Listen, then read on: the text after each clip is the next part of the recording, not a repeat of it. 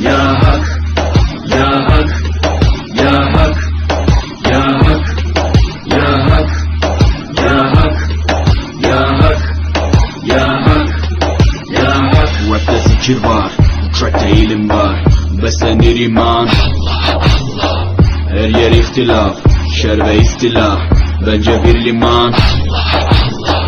Gerçekte kitapta yazılı bu Kur'an. Dur bak burada flow mus'ab, anlatır hak kitap, yalan ve hakikat, cabası tarikat.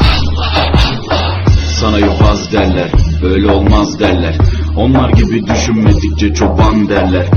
Biz Müslümanız düşüncemiz. अल्लाह कुरान में कहता है मैं कभी किसी कौम की हालत नहीं बदलता जब तक वो कौम खुद अपनी हालत बदलने की कोशिश ना करे. Allah, zikrimde Allah, fikrimde Allah, aklımda Allah, aşkımda Allah, aslında Allah, kanımda Allah. Hasbi Rabbi Cellallah.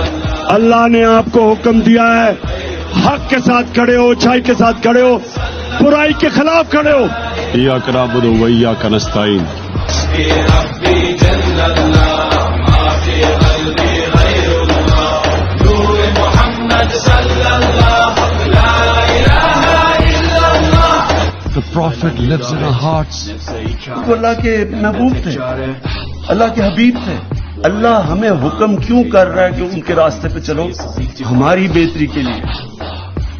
अल्लाह हमें इसलिए हुक्म कर रहा है कि अगर आप मदीना की रियासत के उसूलों पे अपने मुल्क को खड़ा करोगे तो आपका मुल्क उठ जाएगा. Şükürle kalmalısın, desin hep kalp atışın. Günahla esti yerler, daha gençsin derler. Bu hayat basamakları, çürük merdivenler. Senden bir istirham, devamlı istiğfar, gereken irtibat.